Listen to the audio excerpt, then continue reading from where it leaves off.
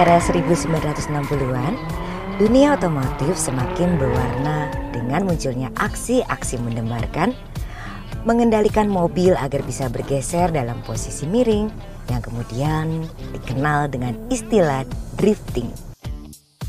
Sejarah mencatat para penggila motorsport underground di Jepang semakin mempopulerkan drifting di era 70-an sehingga kemudian drifting menjadi pembicaraan dunia. Popularitas drifting sebagai salah satu event balap yang terus berkembang akhirnya membawa olahraga ini ke Indonesia.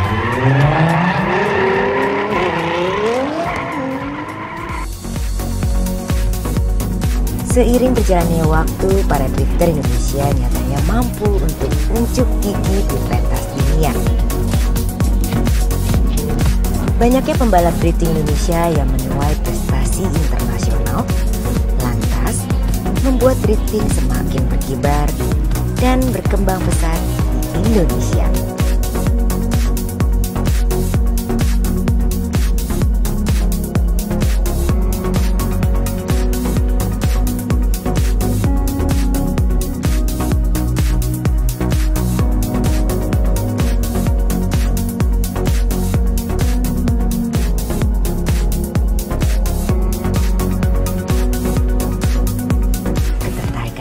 Dengan dunia drifting pun membawa saya untuk mencari tahu lebih dalam tentang dunia balapan drifting.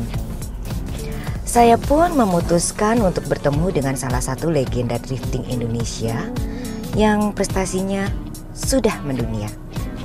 Siapa lagi jika bukan drifter nasional Akbar Rais.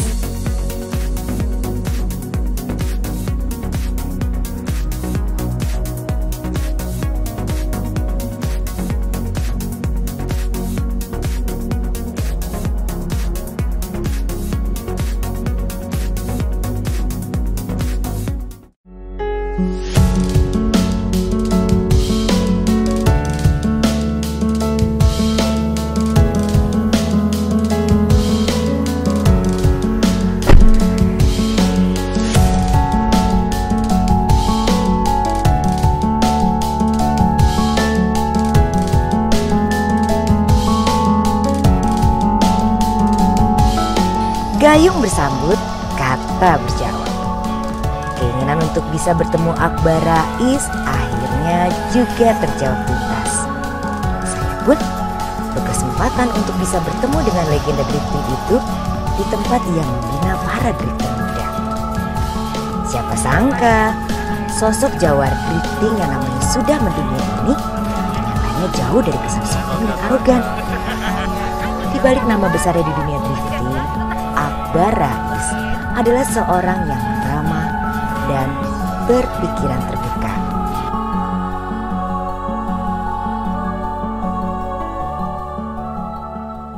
Drifting buat gue sendiri itu sebenarnya basically hidup gue sih. Drifting itu saat ini adalah hidup gue. Tapi kalau mau ditanya, apakah drifting itu adalah mengontrol mobil yang tidak terkontrol.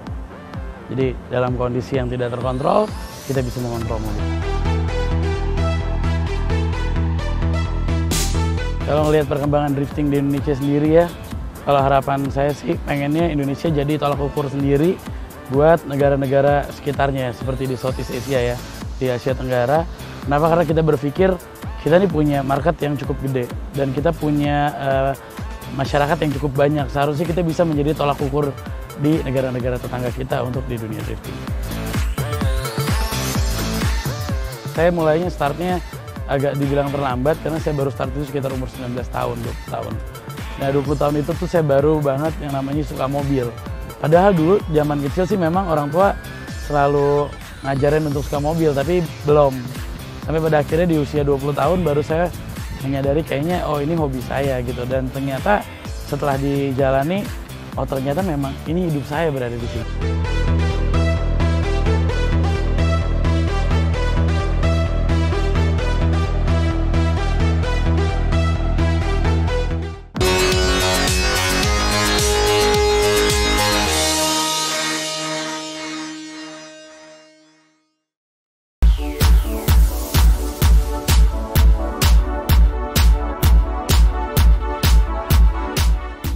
Perjalanan menuju tangga juara nyatanya tidak melulu berjalan mulus bagi karir balap Akbar Rais. Namun, keinginan besarnya untuk bisa menghadirkan senyuman bagi orang-orang di sekitarnya membuat Akbar perlahan kembali berdiri tegak di dunia balap.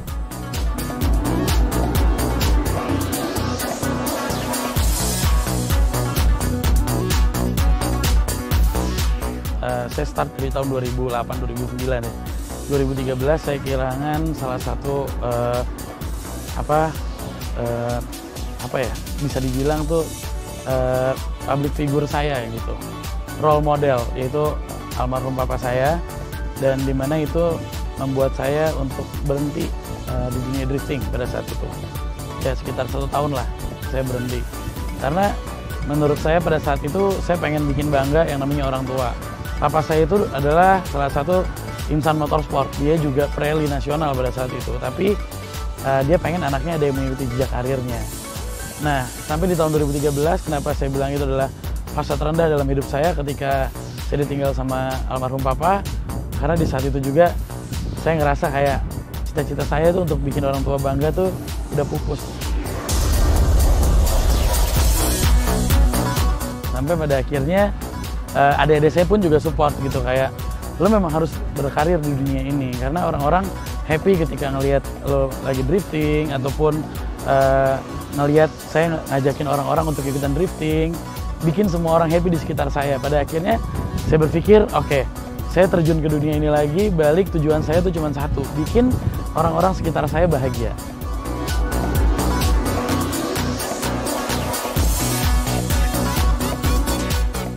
Menjadi drifter yang kenyang gelar juara ternyata bukanlah cita-cita Akbar Rais sejak kecil. Namun, nasib kemudian menuntunnya ke lintasan balap dan mempertemukan cinta pertamanya dengan dunia drifting.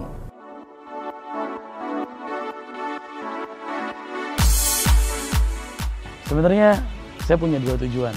Ya. Yang pertama, kita tahu di Indonesia ini banyak banget driver atau drifter yang punya potensi yang bagus, tapi terhalang oleh biaya. Makanya saya bikin sekolah drifting dengan biaya yang sangat murah.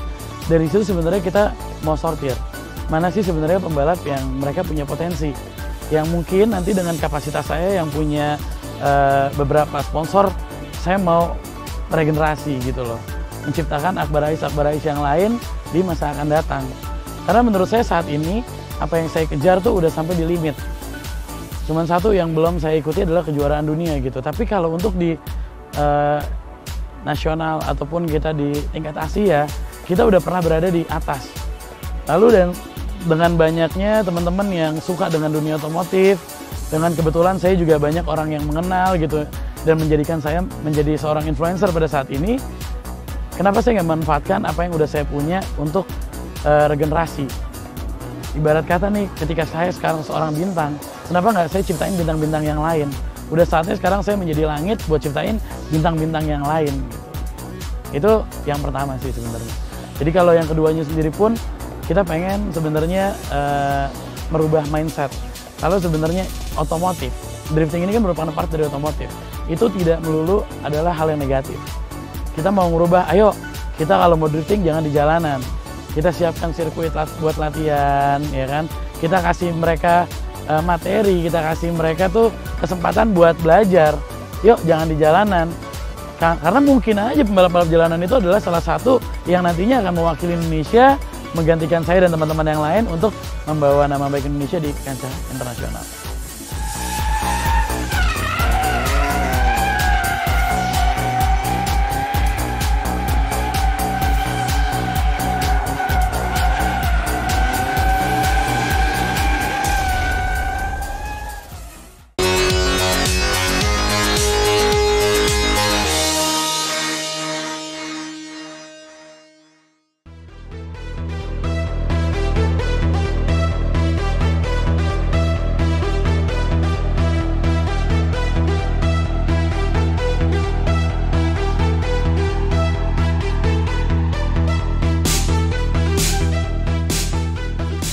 Ketemu Akbar Rais, belum lengkap rasanya kalau kita belum coba masuk ke dalam dan langsung Ikutan ngedrift. nah Gitu kan maksudnya? iya Ini baru pertama kalinya sih. Boleh dong. Ah. Emang sebenarnya banyak banget orang yang pengen ngerasain experience-nya. Karena kan banyak orang bilang, serem gak sih di dalam mobil? Itu dia. Serem gak sih? Ini juga biasa terjadi sama murid-murid yang ikutan ke sekolah aku nih. Jadi kita serem deh, anak kita masih 14-15 tahun, mereka latihan gitu kan. Ya kita biasanya ngajakin orang tuanya. Ya udah yuk om tante ikutan aja biar ngerasain experience-nya kayak gimana. Oke. Ini pertama kali kita akan ngerasain ketegangan di dalam. Nonton di luar kan beda. Pas kita di dalam ini pasti ada sensasi-sensasi yang luar biasa. Biasa aja. Sensasinya itu. Oh, iya. Nah, mungkin kalau udah terbiasa biasa aja. Ya udah, kita coba langsung masuk aja. Oke. Ikutin terus.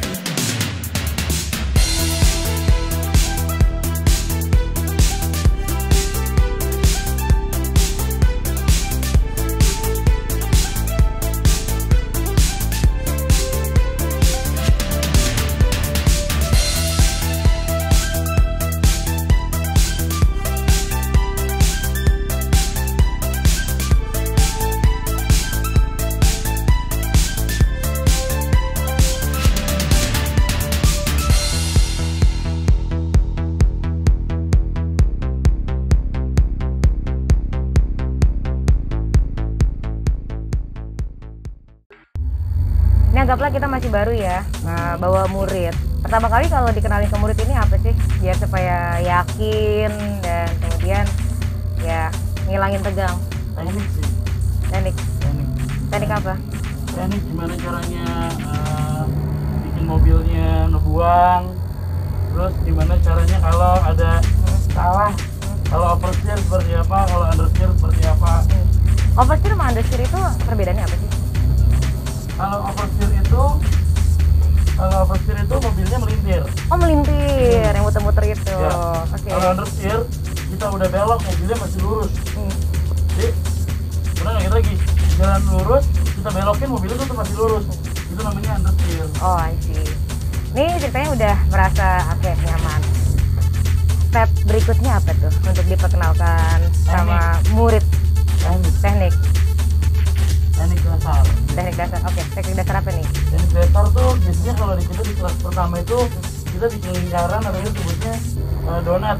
Donat puter-puter. Nah, kita lagi bikin donat nih sekarang nih ya. Ya, Donat. Oke. kita langsung aja sih lebih ke full, lebih ke experience-nya. Karena kan kita bukan mau belajar nih. Iya. Ya sekarang mau ikutan experience-nya nih. Pengen tahu sih rasanya gitu. Ketika di luar kan kita wah gila keren banget ya. Nah, Ya. pas di dalam ini berubah agak-agak deg-degan juga sih. Oke, kita coba nih ya. Nunggu banget. Pelan-pelan ya, pelan-pelan tadi baru naik lagi nih.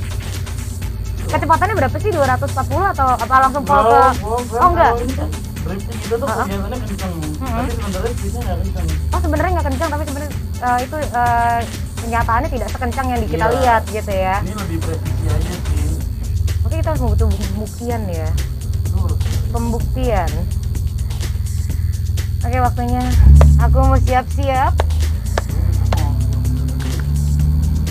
Siap-siap mental. Apalagi masih tegang nggak sih kadang-kadang kalau menjadi udah profesional gitu ketika menghadapi yang namanya racing yang sebenarnya di arena sebenarnya ketika lagi benar-benar di lapangan gitu.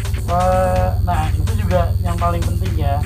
Kayak aku sekarang udah 10 tahun lebih kita di dunia drifting. Kalau kita mau turnamen atau kompetisi itu perasaan tegangnya masih ada. Oh masih ada ya. Apalagi kalau pas kita mau kualifikasi ataupun mau battle. Nah itu tuh masih ada tuh perasaan tegangnya, deg-degannya, nervousnya masih ada banget. Yang paling berat tuh biasanya sama siapa sih? Lawan siapa? Ya semua lawan berat. Ada nggak ada ini ya siapa-siapanya? Ya pokoknya buat kita kalau udah di garis start semua lawan itu adalah berat. Wah, oke. Tapi aku percaya Akbar Rais adalah seorang drifter yang tangguh. Ketangguhannya seperti apa rasanya? Dimulai dari dalam mobil.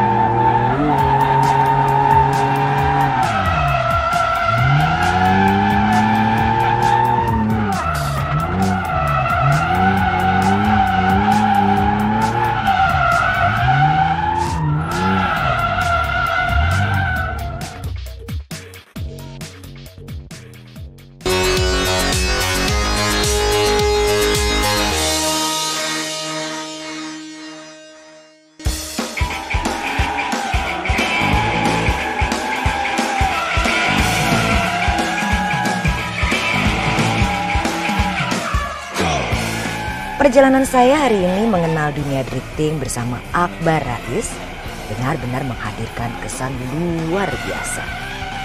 Tidak hanya mengajarkan keberanian, drifting juga mengajarkan tentang kepercayaan. Saya merasa beruntung bisa mengenal dunia drifting dari seorang drifter juara. Yang saya pengen lihat one day kita itu menjadi salah satu negara yang ditakutin di dunia, terutama di drifting. Kenapa? Saya bisa bilang potensi bakat di Indonesia itu benar-benar bagus banget, banyak banget bakat yang bagus, tapi tidak disupport dengan fasilitas. Beda halnya kalau di luar gitu. Di luar itu fasilitasnya banyak, tapi bakatnya nggak terlalu banyak. Jadi saya yakin suatu saat Indonesia ini akan berada di titik paling tinggi di dunia drifting. Apa ya, buat teman-teman mungkin ngelihat sekarang seorang Akbar Rais sudah berada di sebuah titik yang tertinggi lah. Ya, kita menjadi juara iya, disukai banyak orang iya, kita punya banyak pengikut gitu atau punya banyak subscriber, tapi sebenarnya itu merupakan sebuah proses sebelum saya sampai di sini. Jadi buat teman-teman yang sekarang ngerasa kayaknya gue nggak akan bisa, ketika mindset kita di awal kita udah tidak akan bisa, ya kita tidak akan bisa. Jadi kalau misalnya teman-teman mau ikutin apa yang udah saya pernah lakukan, mindsetnya harus bisa.